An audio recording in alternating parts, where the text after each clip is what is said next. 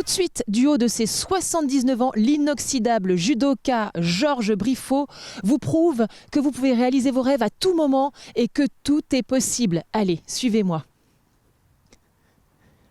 Souvenez-vous, on était venu voir nos vétérans du judo l'année dernière. Là, je retrouve Jean-Pierre. Jean-Pierre, que j'ai vu aux 24 heures. Enfin voilà, Jean-Pierre, on se quitte plus, ça va, Jean-Pierre? Voilà. Oui, parfait. Je suis heureux d'être là d'ailleurs. Bon, l'idée, c'est qu'on fait une surprise à Georges Briffaut, comme je vous l'ai dit, qui est inoxydable, 79 ans. Il vient de passer sa ceinture noire. Si ça, c'est pas de l'exemple, c'est l'exemple à suivre. Donc, il ne le sait pas. On va aller lui faire un petit coucou. Coucou, ouais.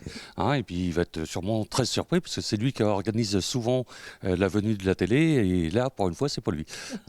Et oui, c'est ça. Hein. C'est bien. On aime bien faire ça. Et ben, l'arroseur arrosé un peu. Voilà, c'est ça. Donc on va aller le voir. C'est parti. C'est parti. Bonjour Georges, bon anniversaire, ça va? Oui, merci beaucoup. On n'aime pas être surpris, Georges. Non, j'aime bien surprendre les autres, mais pas être surpris. Ah bah c'est dommage parce qu'aujourd'hui c'est votre anniversaire à vous, on fête votre ceinture noire, il paraît. Ouais, je suis content que vous soyez venus, oui. Ah bah nous aussi on est super contents d'être là. Hein. Oui, parce que j'ai l'habitude de vous voir. Ça veut dire que vous nous regardez donc. Oui, c'est bien.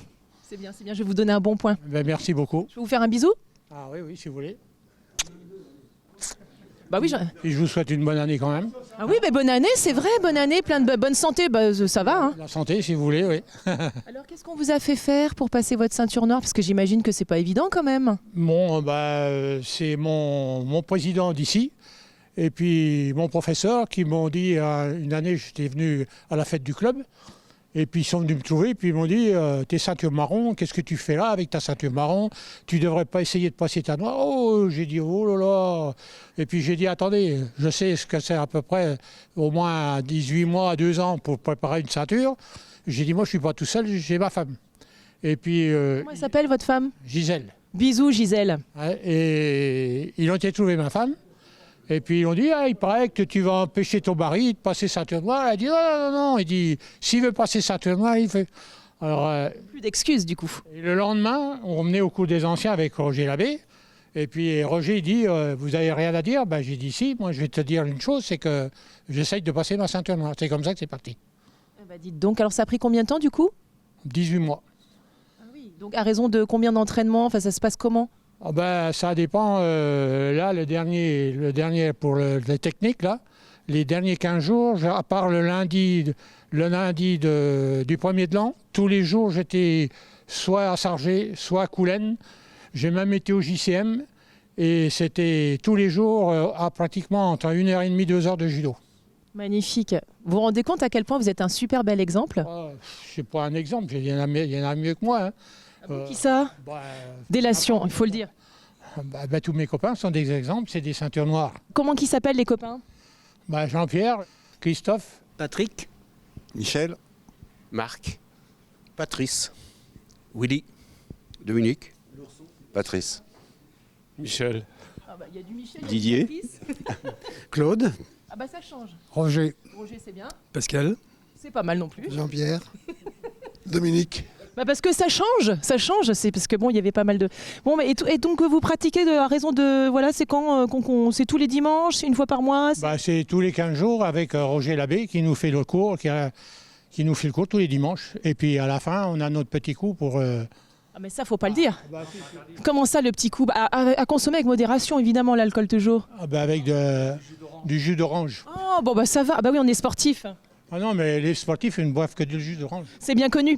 Mais alors justement, pour avoir la forme comme vous tous ici, parce que quand même vous êtes tous impressionnants, vous avez eu, une alimentation particulière, une hygiène de vie particulière ou pas du tout? Là, à mon âge, quand j'ai commencé ça, le plus dur, ça a été de me remettre physiquement dans le truc.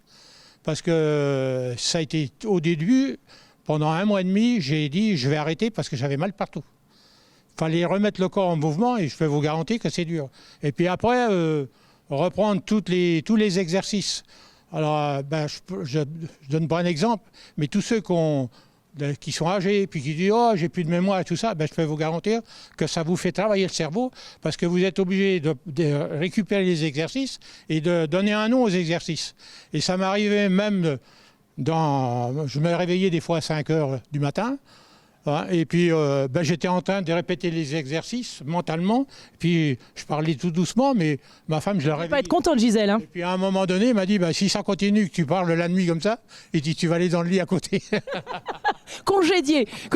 Donc c'est super bon pour la mémoire, donc. Oui. Ah oui, ça fait travailler tout le cerveau, les muscles, tout. C'est impeccable. Et puis là, maintenant, j'ai plus mal nulle part. Donc vous conseillez à nos téléspectateurs et téléspectatrices de se mettre au judo. À sa façon, à sa manière. Vous n'allez pas faire un truc comme les jeunes de 18, 20 ans, mais lentement, et puis ça se passe tout seul. Écoutez, en tout cas, quand on vous voit, ça donne envie. Bon, Pascal, Pascal? c'est pas le grand frère, mais c'est Pascal quand même. J'ai eu la chance de faire débuter Georges au club ici. Débuté, mais vous avez quel âge? Vous les faites Ah oui, mais enfin ils sont là, 62 ans. Voilà. Et donc ça fait, je sais pas, 30, presque 40 ans qu'on se connaît. Donc je l'ai emmené jusqu'à la ceinture marron. Bon, après pour des raisons personnelles, j'ai été obligé d'arrêter physiquement suite à un accident. Enfin ça c'est autre chose.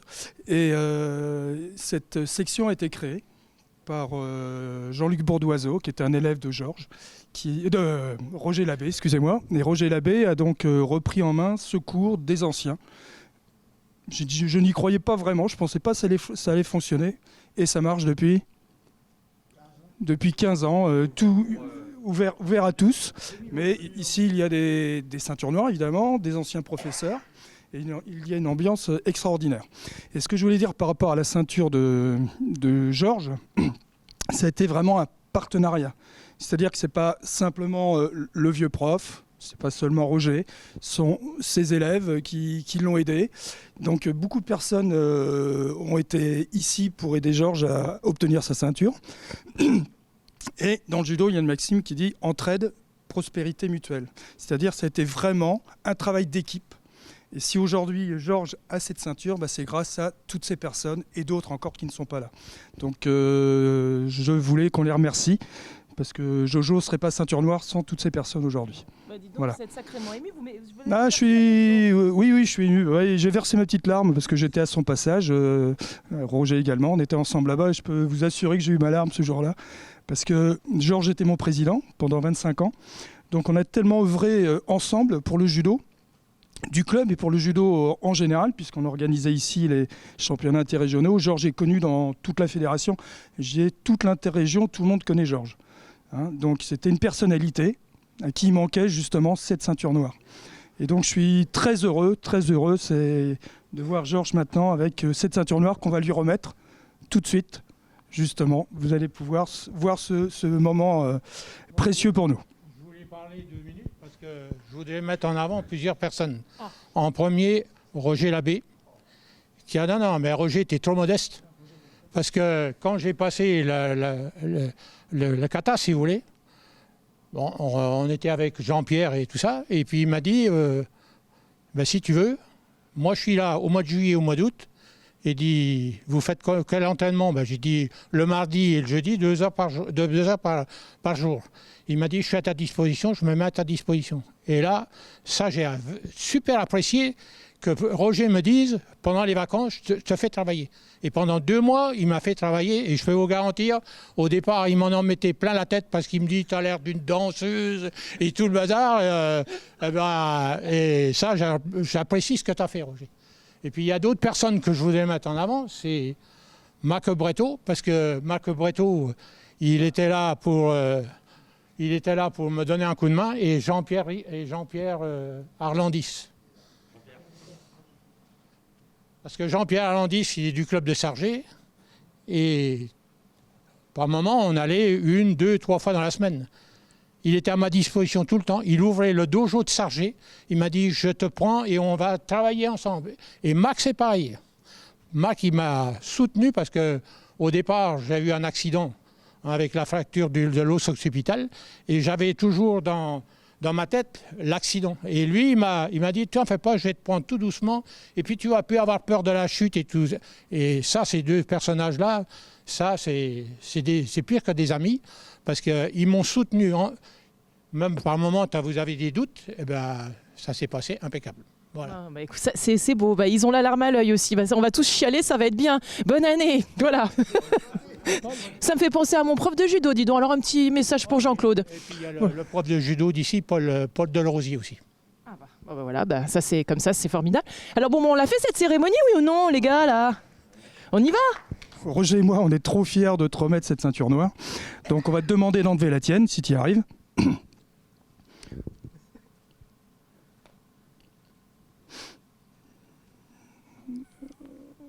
Roger, tu veux lui mettre? Allez, tu vas lui remettre. Vas-y, ouais, ça me fait plaisir. Ouais, faut que tu l'habilles. Ouais, il en a besoin des fois. Hein.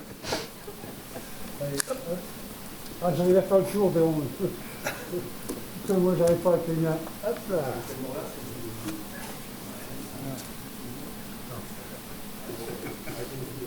Lâche tes mains.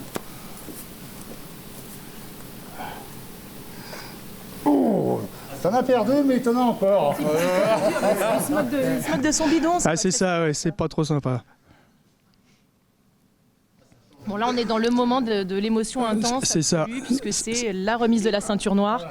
Et voilà, et ça, 79 ans, bah, ça se respecte. Bravo. Voilà. Magnifique. Merci, Roger.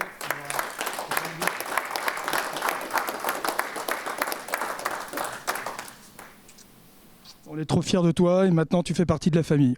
On espère vous revoir pour d'autres occasions. Il y a quelques autres candidats, tels que Jean-Pierre, que vous avez eu l'occasion, qui ne devrait pas tarder à finir. Il y a aussi Dominique. Il est où, Dominique? Il est là-bas.